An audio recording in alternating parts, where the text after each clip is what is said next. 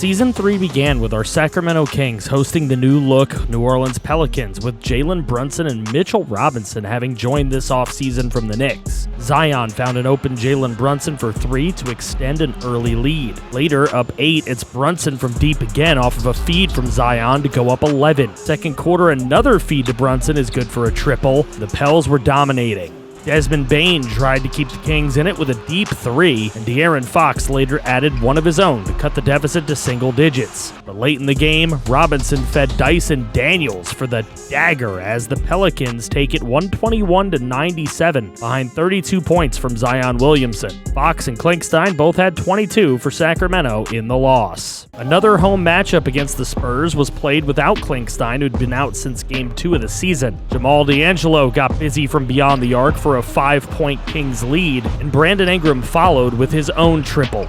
The Spurs had it tied at 33 in the second, but Desmond Bane was open in the corner for 3, and that lead held as Bane hit a dagger 3 with just over 6 to play, as the Kings get the victory 101-93 with Fox dropping 30 points. Carson Sanders and Jalen Burton, you subscribers, led the Spurs, combining for 39 points. With our season beginning right where we've been pretty much the entire series thus far, 11th in the West, Brandon Ingram has informed the club that he intends on testing the market at the end of the season. After the Suns got 47 from Devin Booker and downed the Kings 134-118, and the Jazz won in Sacramento 106-104 on Fox missing a buzzer beater to tie, and the Mavs and Luka Doncic dismantling us as usual, this time 103-78. It seemed Ingram's time in Sacramento was over. He was traded along with Cameron Thomas for a real center, Robert Williams III from the Boston Celtics, along with Derek White. But that's not all. De'Aaron Fox was also sent packing. I wanted to build around Fox, but with 2 years left on his contract and now 2 1/3 seasons of him getting numbers without really being a true leader, it was time for a different approach to this rebuild. Welcome to the squad, RJ Barrett.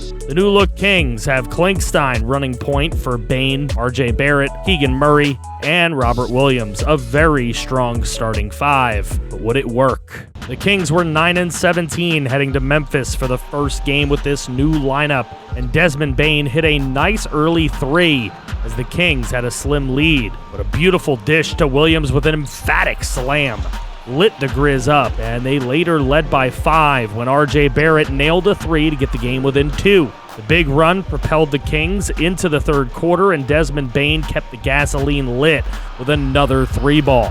But Ja Morant was doing his thing all game long, stop and pop to give the Grizzlies a lead into the fourth quarter. It got wild there as RJ Barrett sparked a comeback with his long 3-ball, and in a tie game, Klinkstein was able to find Keegan Murray from deep. RJ Barrett extended that lead to 5 with a triple later, but the Grizz led it late 90-89 when Romero, of all people, went baseline for the slam as the Kings take a close one, 91-90 on the road behind RJ Barrett, who had 25 points, 8 boards, and 8 assists in his debut. Ja Morant did drop 56 points, though, in the loss. Unfortunately, a huge addition became a subtraction right away when Williams III fractured his left humerus and would be out for 1 to 2 months. So the next test was in OKC against a young Thunder team that has had our number all series long. We had RJ Barrett now, though, who just pulled up from way downtown. Bang! But Lou Dort was able to match that energy with a 3 of his own. Later, Klinkstein finds room for 3 to grab a lead back. This one hurt. Look at the pass from Shea to Dorian Finney-Smith. Wow. Battling back and forth, Bane for 3, and then Josh Giddey with a wild-looking one. RJ Barrett pulled up to tie it from deep, and then catch and shoot in the corner for a lead from him.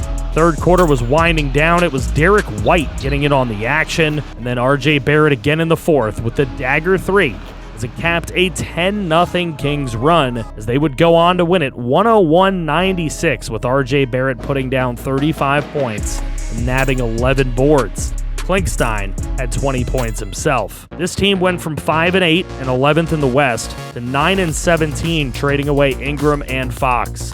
and they've battled to 19-22 now, going 10-5 since the trades, right back in 11th place. Sound off in the comments, but RJ Barrett is looking like the leader we need. Hopefully things stay that way. How are your custom players doing? Guaranteed custom players to the channel members. Thank you guys, and special shoutouts to the franchise QBs on the channel: Clink24, Christian Horn, Rigoberto Ramirez, Colby Gaynor, Troy Gordon, and one of our newest, Casey Wood. I love you all, FG fam.